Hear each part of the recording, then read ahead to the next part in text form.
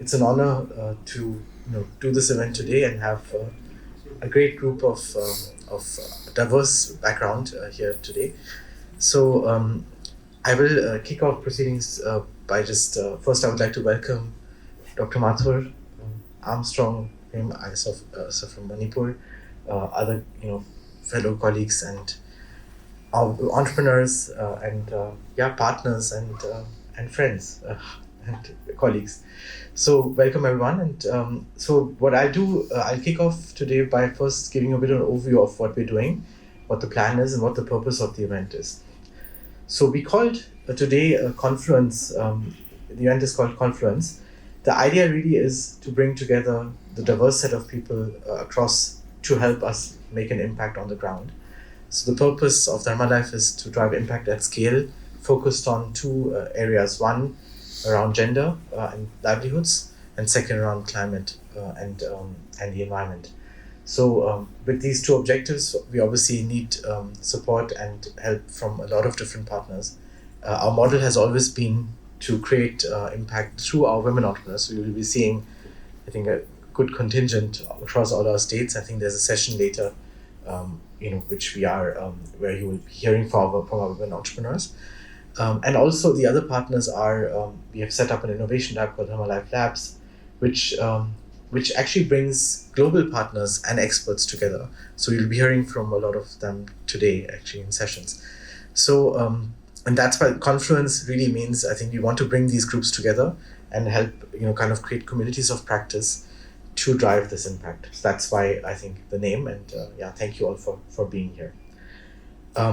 I'll spend 5 minutes on Dharma Life, and then I think second session will be Dr. Mathur talking about the topic of jobs and livelihoods and climate, I think, which will follow me. And then we will have sessions around Dharma Life Labs, followed by the entrepreneur panel. So we started in 2009. Our approach is to create women entrepreneurs at the village level. We focus on people and planet. We are spread across 15 states now.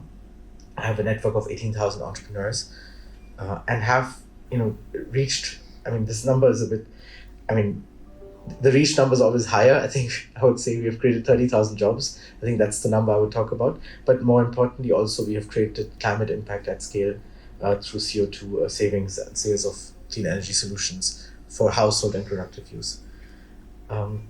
Our model is, as I said, we create the entrepreneurs, we get them to work in the community and drive change through behavior change programs, selling products, also getting insights from the field to help design products and solutions.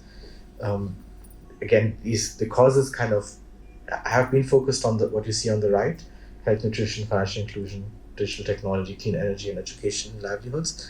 But they have been evolving because ultimately we are listening to our community, right? So we are now in 18,000 panchayats, which means about 40,000 villages. And really it's been around listening to them and humbly trying to address their problems and needs and using our entrepreneurs to do that.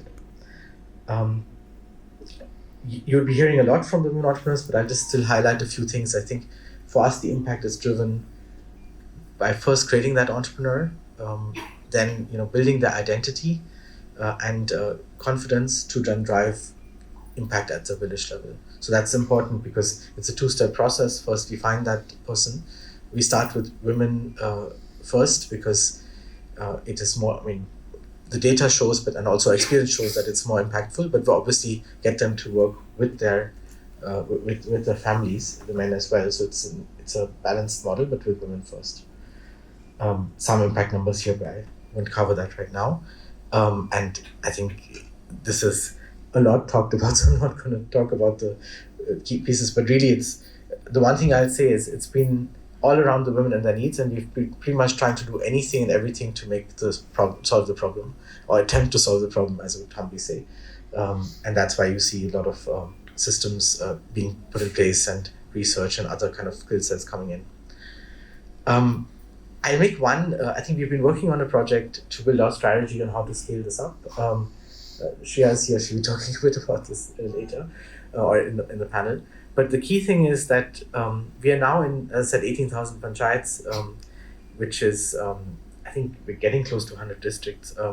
But really, what we've thought about is, after a 14-year journey of kind of experimenting and getting to this scale, how do we really take it forward? And one of the key metrics we have kind of looked at is how do we reach 1 million women in jobs and get them into jobs and entrepreneurship roles. And this slide kind of talks a bit about how we broke that up. And what we're trying to achieve, I think, is that end number. It requires a huge effort of 20 million, sensitizing 20 million women, counseling 5 million, and training 2 million to actually get to that 1 million. We are open to suggestions and inputs how that can be done more efficiently, but really that's what we're trying to do. And there's lots of verticals here. I think our climate and energy vertical will be one. The artisan vertical you hear a lot about today, I think you'll see the exhibitional background is another one. But really it requires, the ecosystem approach requires us to really look at local capabilities and dynamics. And that's why it requires a diversity of sectors. So this is our goal and mission. I think an announcement I want to make that we want to make that happen. But that's also why we've asked all of you to come here to help us actually guide us on how we can achieve this. And all of you are we would request your suggestions, inputs, support in any form to build this community of practice to make this happen. Again, 1 million doesn't sound very high, I think, in terms of the government numbers or the numbers of targets of some of our partners here. But I hope it also serves as a way to create public goods to help others achieve this. That's why I think it's more than our number. I think it's hopefully public goods can be created, or other support systems can be created to help government achieve this. And yeah, I think that's the thing I wanted to cover. There's one thing I still highlight. We'll have this later in the session. One of the learnings out of our process so far has been that it is not, we've done this in a virtual form through technology, the training and skilling and the placement, but it is also requires physical spaces, and challenges around care and other topics are prevalent. So that's why what we've worked on, that's one of the key outputs of our strategy design, is if we create a block level hub which addresses a lot of these points, becomes a convening point. I think the three things we're trying to solve with this is the care burden, so working with an Anganwadi to have space for preschools or for women to come with their children, a place for women to work together, and a place for training and skilling. That could really make a difference. So that's why we will talk about this later, but I still want to share this slide right now. So I think it shows you that a lot of the solutions you'll be seeing today somehow fit into this new model.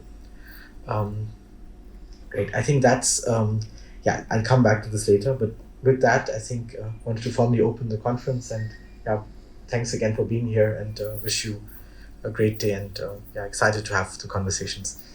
I would now like to invite Dr. Ajay Mathur to the stage. Let me just briefly introduce him. He's the Director General of the International Solar Alliance.